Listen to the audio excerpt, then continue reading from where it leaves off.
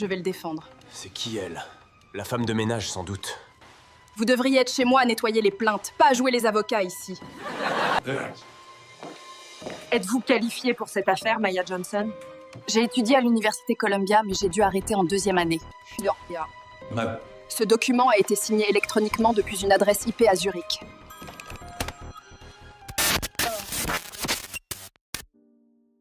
Chers amis, aujourd'hui, je vous emmène dans une aventure incroyable. Une histoire qui m'a bouleversé et qui, je l'espère, va vous toucher autant que moi. Je me suis toujours demandé comment une seule personne, sans diplôme ni statut, peut-elle changer le cours des choses face à un système qui semble indestructible. Eh bien, cette histoire répond à cette question, et croyez-moi, elle va vous donner des frissons. Installez-vous, prenez un café et plongez avec moi dans cette histoire vraie, celle d'une femme qui a défié les puissants avec rien d'autre que sa détermination et sa soif de justice. C'est parti. Imaginez la scène, une salle d'audience à Manhattan, pleine à craquer. Des avocats en costume impeccable, leurs visages marqués par l'expérience, leurs murmures empreints de confiance. Des journalistes chuchotant, leurs stylos prêts à capturer chaque mot. Des spectateurs curieux, les yeux rivés sur le banc des accusés. L'air est lourd, presque électrique, chargé d'une tension palpable. Au centre, un homme, Douglas Walker, un milliardaire du monde de la tech dont l'empire numérique s'est effondré sous le poids d'une accusation de fraude financière à hauteur de 30 millions de dollars. Tout le monde attend le début de l'audience, un moment crucial pour sa réputation, pour sa vie. Mais surprise, son avocat, celui qui avait préparé le dossier pendant des mois, celui qui devait être son bouclier, n'est pas là. Disparu, volatilisé. Des murmures courent, il aurait fui le pays, emportant avec lui des secrets et laissant son client dans l'embarras. Douglas est seul, assis, l'air perdu, presque vulnérable, le poids de l'accusation écrasant ses épaules. Franchement, c'est fou. Comment un homme aussi puissant, habitué à contrôler chaque aspect de sa vie, peut-il se retrouver dans une situation pareille, abandonné de tous ? Le doute plane, l'incertitude ronge l'atmosphère. Le procès est au bord du chaos. Et puis, d'un coup, une voix claire et résolue perce le silence tendu de la salle. « Je vais le défendre !» Tout le monde se retourne, les têtes pivotent comme un seul homme. Les regards, d'abord incrédules, se posent sur une jeune femme noire, debout au fond de la salle. Elle porte un tablier. Oui, un simple tablier de ménagère. Ses cheveux sont légèrement en désordre, son front brille de sueur, signe d'un travail récent, d'une vie où chaque minute compte. Elle tient un dossier usé contre sa poitrine comme un trésor fragile. Les rires fusent, d'abord quelques-uns, puis une vague contenue de moquerie. « C'est qui elle » murmure quelqu'un avec dédain. « La femme de ménage sans doute » ricane un autre, son regard plein de mépris. C'était un spectacle déchirant. Waouh! À ce moment-là, je me suis senti partagé entre l'admiration et l'incrédulité. Qui est cette femme qui ose se lever dans une salle pareille face à tant de scepticisme et de mépris? Et toi, qu'aurais-tu fait à sa place? Serais-tu resté dans l'ombre, intimidé par le jugement des autres, ou aurais-tu pris la parole même si tout le monde te tournait en dérision? Elle s'avance, déterminée, chaque pas une déclaration. Je m'appelle Maya Johnson, votre honneur. Je veux représenter M. Walker temporairement. Les murmures redoublent, plus forts, plus insistants. Douglas, lui, la fixe, incrédule, ses yeux remplis d'une colère silencieuse, d'une humiliation qu'il ne parvient pas à dissimuler. Douglas l'interpelle, la voix pleine de sarcasme et de mépris. « Vous devriez être chez moi à nettoyer les plaintes, pas à jouer les avocats ici. » Oh là là, la tension est à son comble. L'insulte résonne dans le silence de la salle. Mais Maya ne bronche pas. Elle redresse les épaules, une flamme de dignité et de résilience dans le regard. Elle répond calmement, sa voix posée, mais d'une force inattendue. Je ne suis pas avocate, c'est vrai, mais j'ai étudié chaque page de ce dossier, chaque contrat, chaque relevé financier, chaque témoignage. Je connais cette affaire mieux que quiconque ici. Ces mots sont des flèches, tirées avec une précision chirurgicale, perçant le voile du scepticisme. Le juge, visiblement intrigué, lève un sourcil. « Mademoiselle Johnson, êtes-vous qualifiée pour cela ?» Elle répond sans hésiter, son calme masquant une détermination d'acier. « J'ai étudié à Columbia, votre honneur, mais j'ai dû arrêter en deuxième année pour des raisons financières. Depuis, je travaille comme employé de maison pour payer les dettes de ma famille, mais je n'ai jamais arrêté d'apprendre. J'ai suivi des affaires judiciaires, analysé des jugements, et ce cas, je l'ai appris par cœur. » Un silence de stupéfaction s'installe. Même la procureure Lauren West, une femme élégante et redoutable en tailleur bleu marine, semble déstabilisée. C'est incroyable, cette femme que tout le monde prenait pour une simple employée vient de retourner la salle entière avec ses mots, avec la force de son histoire. Elle n'est pas seulement une voix, elle est une preuve vivante que la détermination peut briser les barrières invisibles de la société. Le juge, après un moment de réflexion profonde, l'autorité de sa position palpable, tranche. Si M. Walker accepte, je vous autorise à parler pour lui aujourd'hui sous ma supervision. Le poids de cette décision est immense. Douglas grogne, visiblement agacé, incapable de croire à ce qui se passe. Vous voulez que je laisse une femme de ménage me représenter en cour fédérale? Le mépris est encore là, mais l'urgence de sa situation le ronge. Maya, d'un calme olympien, se penche vers lui, ses yeux dans les siens, et murmure avec une conviction inébranlable. « Je n'ai peut-être pas de diplôme, mais je sais comment ils vous ont piégé, et je suis la seule ici à ne pas vous enfoncer. » Une vérité brutale, inattaquable. Il la fixe, un mélange d'incrédulité et de désespoir dans les yeux, puis marmonne, vaincu par l'évidence et le manque d'alternative. « D'accord, faites de votre mieux. » Et là, mes amis, l'histoire commence vraiment. Maya s'avance vers la table de la défense, son dossier usé sous le bras, chaque fibre de son être rayonnant d'une détermination nouvelle.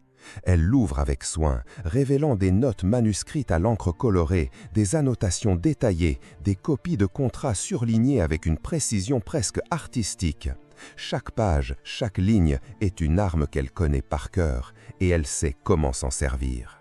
La procureure Lauren West, incapable de masquer son dédain, ricane. « J'espère que vous avez apporté plus que des surligneurs et une liste de courses. » Son ton est acide, moqueur.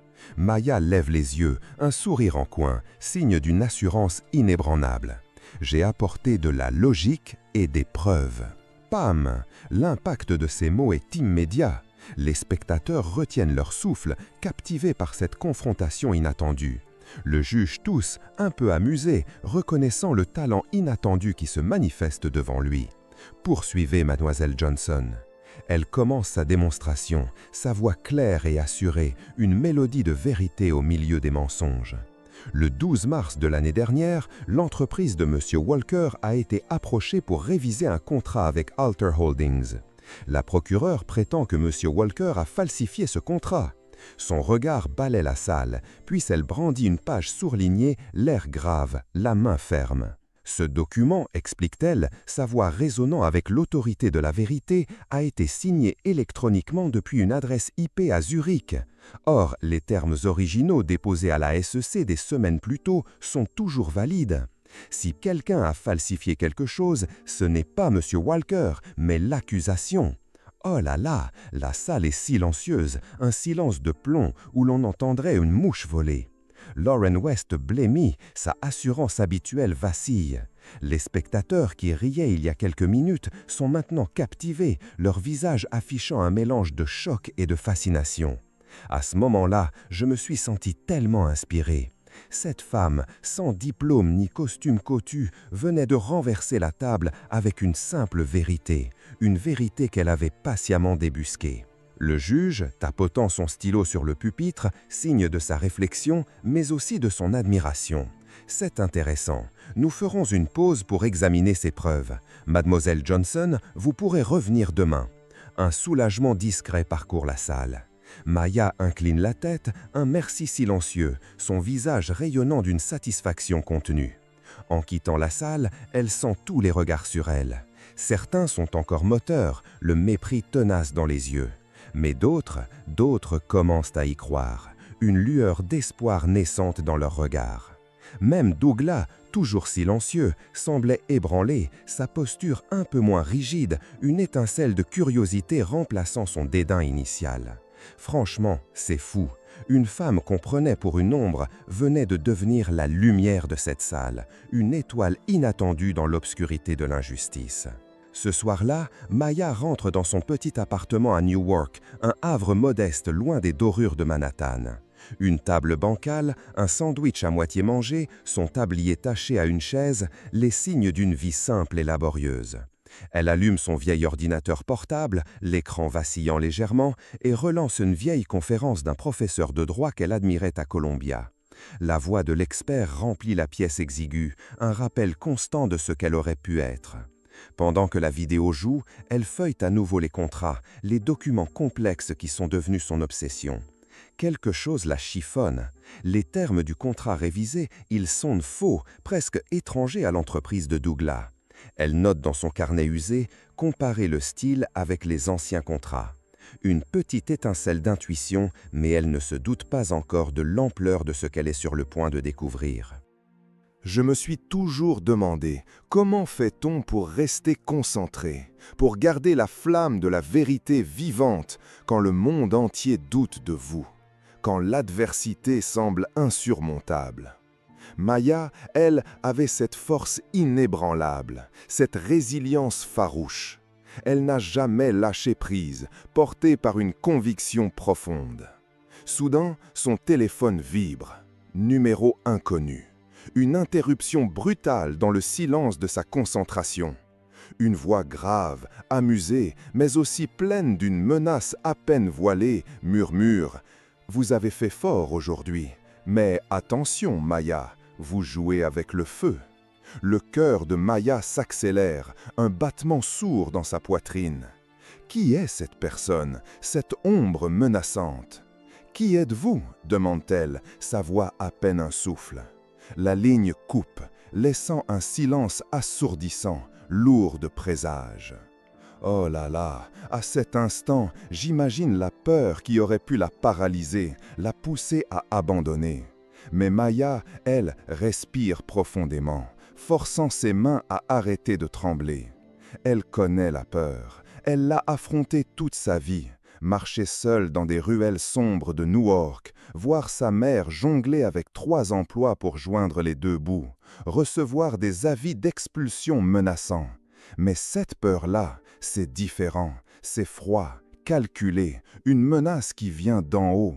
Et pourtant, elle ne recule pas. Elle se relève, son corps tendu, mais son esprit clair, prête à affronter ce nouveau chapitre. Cette peur n'est pas un obstacle, c'est un catalyseur, la preuve qu'elle est sur la bonne voie. Elle se prépare pour le lendemain, l'aube d'un nouveau jour de bataille, avec une détermination renforcée par l'adversité. Le lendemain, avant l'aube, une nouvelle détermination la pousse à retourner chez Douglas. Il est surpris de la voir, son visage trahissant un léger agacement. « Je ne vous ai pas convoqué, » dit-il, son ton sec. Maya, calme mais ferme, répond, la voix pleine d'une assurance retrouvée. « Vous n'avez pas non plus demandé à quelqu'un de sauver votre réputation. » Une pointe d'ironie, un défi à peine voilé. Il la fixe, intrigué, le scepticisme habituel se fissurant sous la force de sa présence. « Ce contrat révisé, il est trop parfait, » explique-t-elle, s'approchant, son instinct la guidant. « Et vous l'avez signé à distance pendant un voyage à Napa, n'est-ce pas ?» Douglas fronce les sourcils, la mémoire rafraîchie par cette précision. « Oui, » répond Douglas, une lueur de compréhension dans les yeux. « Une conférence sur le vin. Mon assistant, Paul, préparait les documents. Je signais sans tout lire. » La confirmation, un détail anodin qui devient crucial. Maya plisse les yeux, son esprit d'analyse en marche. « Où est Paul maintenant ?» demande-t-elle, la voix pleine d'une intuition grandissante. Douglas hausse les épaules, visiblement déconcerté par la question.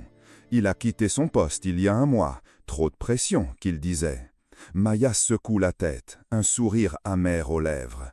Ou trop de secrets. Le silence qui suit est lourd de sens. Une nouvelle piste s'ouvre, une piste dangereuse, mais potentiellement salvatrice. Elle sait qu'elle est sur le point de découvrir quelque chose d'énorme, quelque chose qui pourrait tout changer.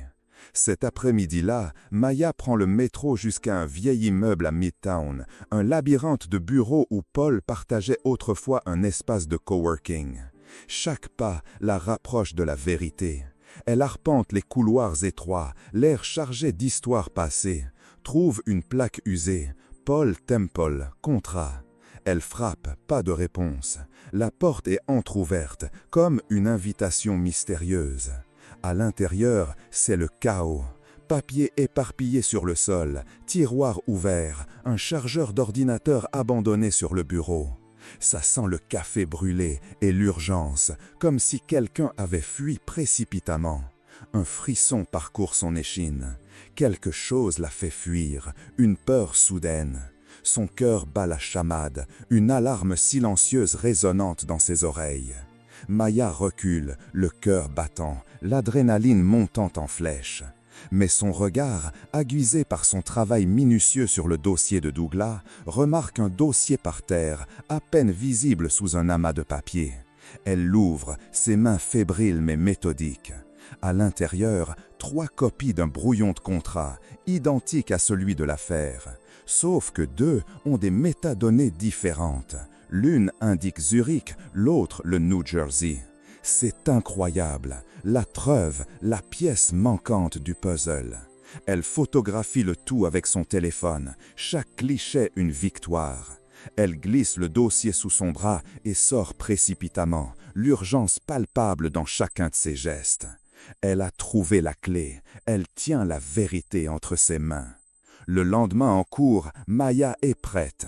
Son dossier, son armure est sous son bras. Elle présente les nouvelles preuves, sa voix emplie d'une confiance froide. Votre honneur, les clauses incriminant mon client utilisent un langage juridique typique des firmes européennes, pas américaines.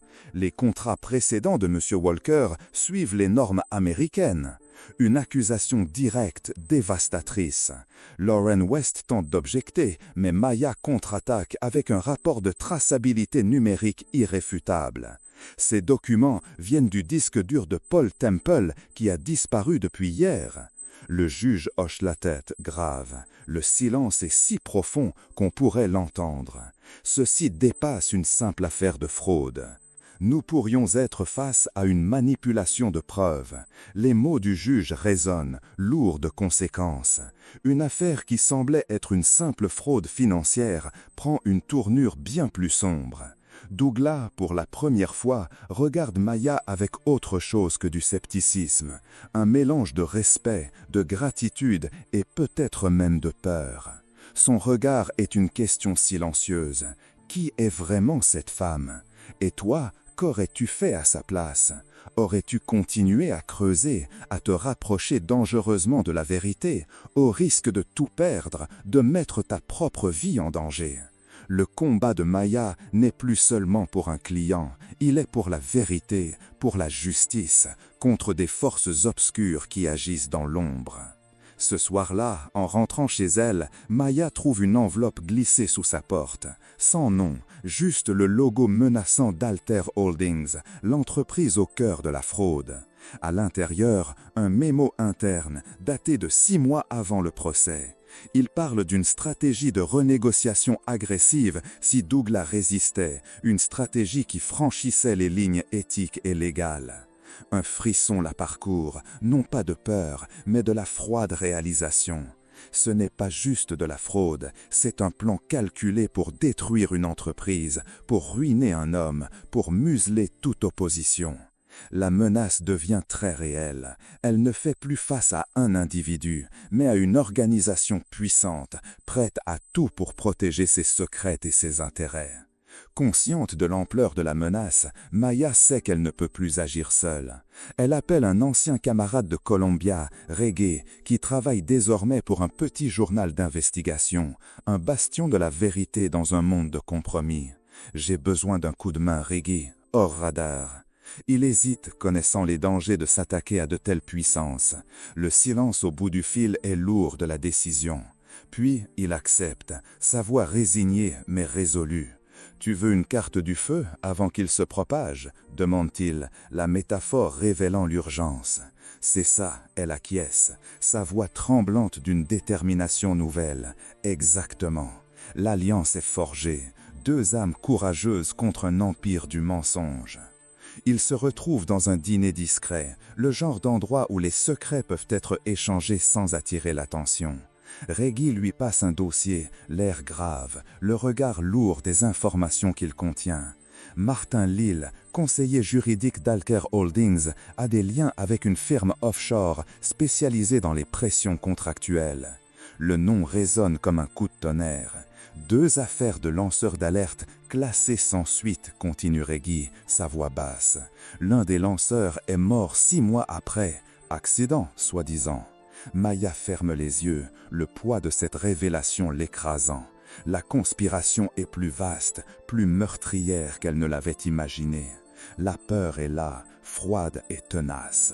« Tu es sûr de vouloir continuer ?» demande Reggie, sa voix empreinte d'une réelle inquiétude. Le danger est réel, palpable. Maya hoche la tête, ses yeux fixant l'horizon invisible de sa détermination. « Je n'ai pas le luxe de reculer. » Ces mots sont un serment, un engagement envers elle-même et envers la justice. Elle a vu ce que le silence peut coûter, elle a ressenti le poids de l'impuissance. Ce n'est plus seulement l'affaire de Douglas Walker, c'est l'affaire de tous ceux qui ont été écrasés par des systèmes corrompus. C'est son combat, et elle le mènera jusqu'au bout, quoi qu'il en coûte. Son courage est une flamme inextinguible. Le lendemain en cours, Maya dépose le mémo et les preuves numériques. Chaque document est une bombe. Lauren West, désespérée, tente de discréditer les documents, mais Maya a tout prévu. Un rapport d'analyse forensique, des signatures vérifiées, des logs d'audit. Chaque tentative de déstabilisation de la procureure est contrée avec une précision implacable. La salle est captivée, suspendue à chaque mot, à chaque preuve. Les visages des jurés, d'abord sceptiques, affichent maintenant une compréhension évidente. Le juge, visiblement impressionné par l'ampleur de la manipulation, ordonne une enquête criminelle. Le marteau retentit, un son définitif, mettant un terme à la mascarade. La vérité a enfin sa chance. Dehors, Maya respire enfin, appuyée contre une rambarde froide, l'air frais sur son visage, une victoire à la fois exaltante et épuisante. Douglas la rejoint, son regard transformé, teinté d'une admiration sincère.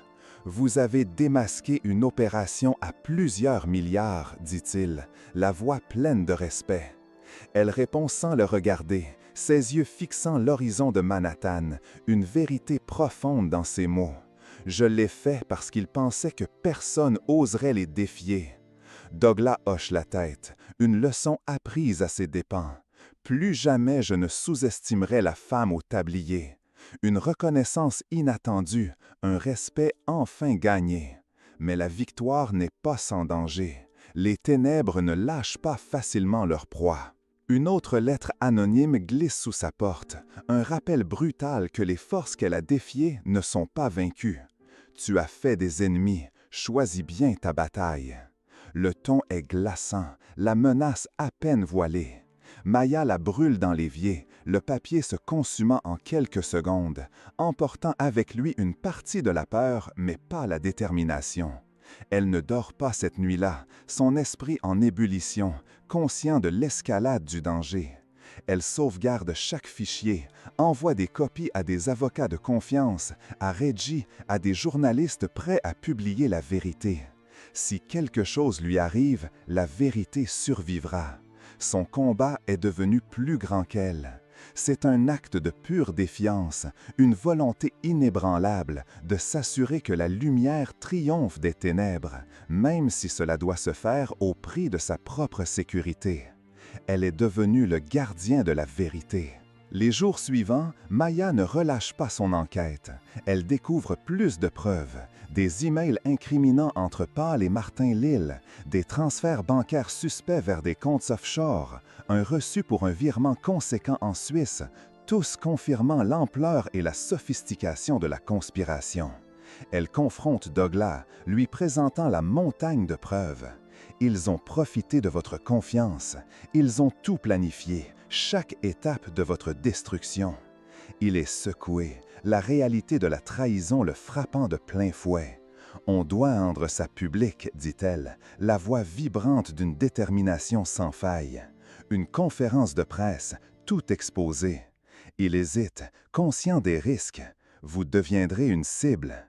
Elle sourit, un sourire plein de défis et de courage. Je le suis déjà. Devant les caméras crépitantes, sous les flashs aveuglants des photographes, Maya parle avec un calme olympique, sa voix portant la force de la vérité. Je n'étais pas censé être ici. Je n'avais ni le statut ni le diplôme pour m'exprimer dans cette arène. Mais j'ai choisi de défendre la vérité, parce que le pouvoir bâti sur des mensonges doit s'effondrer. Les flashs crépitent, capturant chaque mot, chaque expression de cette femme hors du commun. Douglas, à ses côtés, hoche la tête, une leçon d'humilité gravée dans son être. Quelqu'un dans la foule murmure, sa voix pleine de nouvelle conscience. Elle ne défend pas seulement lui, elle nous défend tous. Un murmure qui se transforme en espoir, en un appel à la justice pour tous les invisibles, tous les oubliés. Le jour de l'audience finale, le suspense est à son comble. Maya présente une nouvelle témoin, Elise, une jeune employée d'Alter Holdings, le visage pâle mais l'âme résolue. Tremblante mais inébranlable, Elise révèle, sa voix à peine un murmure, mais chacun de ses mots résonnant comme un coup de tonnerre. Martin Lille nous a ordonné de falsifier des documents. Leur but n'était pas de gagner, mais de détruire la réputation de M. Walker. Le juge, visiblement impressionné par le courage d'Élise et l'ampleur de la vérité, déclare solennellement « Cette affaire est close. Les preuves seront transmises pour une enquête criminelle approfondie. » La salle reste silencieuse, comme si le monde entier retenait son souffle face à la chute d'un empire de mensonges, face à la victoire de la vérité. Dehors, les journalistes se pressent, avides de mots, de réactions. On demande à Maya, la curiosité et l'incrédulité encore dans l'air, « C'est vrai que vous étiez femme de ménage? » Elle répond, un sourire fier et lumineux aux lèvres, ses yeux pétillants de vérité. « Oui, et je nettoie toujours la même cuisine, 3 soirs par semaine. Pas besoin d'un bureau d'angle pour voir l'injustice, juste d'une voix et de la vérité. » Une réplique cinglante qui rappelle à tous que la sagesse et le courage ne sont pas l'apanage des puissants. Cette histoire m'a appris que la justice ne vient pas des titres ou des costumes. Elle vient du courage, de la persévérance, de l'envie de se battre pour ce qui est juste, même quand le monde vous dit de rester à votre place. Maya Johnson n'a pas seulement sauvé Douglas Walker, elle a montré que chacun de nous, peu importe d'où on vient, peut faire trembler les murs du pouvoir. Wow! Je n'en revenais pas. En lisant son histoire, j'ai réalisé que nous avons tous une voix et qu'elle peut changer les choses si on ose l'utiliser. C'est une leçon universelle, un rappel puissant que le courage n'a pas de classe, pas de couleur, pas de diplôme. Il est une flamme qui brûle en chacun de nous, attendant d'être allumée. Son histoire est un écho pour tous ceux qui doutent de leur propre capacité à faire une différence. Elle nous rappelle que le changement commence avec une seule personne, une seule voix, une seule vérité. 1 an plus tard, Maya n'a pas cherché la gloire, mais la justice. Elle a fondé le People's Law Project, une initiative audacieuse pour offrir des conseils juridiques gratuits aux travailleurs, aux oubliés, à ceux que le système ignore et laisse pour compte. Son nom résonne non seulement dans les tribunaux, mais aussi et surtout dans les cœurs de ceux qui croient à un monde plus juste, plus équitable. Elle a transformé son expérience personnelle en un mouvement collectif, un phare d'espoir pour tous ceux qui se sentent sans voix. Elle est la preuve vivante qu'une personne ordinaire peut accomplir des choses extraordinaires, que la justice est un droit, pas un privilège, et qu'elle doit être accessible à tous. Son héritage est bien plus grand que n'importe quel verdict de tribunal. Alors, mes amis, si cette histoire vous a inspiré, si elle a allumé une étincelle en vous, abonnez-vous à cette chaîne, partagez-la avec ceux qui en ont besoin, parlez-en autour de vous. Ensemble, faisons entendre les voix de ceux qui refusent de se taire, de ceux qui, comme Maya, ont le courage de se lever. Et toi, quelle injustice vas-tu défier? Laisse un commentaire, dis-moi ce que cette histoire t'a appris, comment elle résonne en toi. On se retrouve bientôt pour une nouvelle aventure qui va, j'espère, vous motiver à changer le monde, une vérité à la fois. Yeah!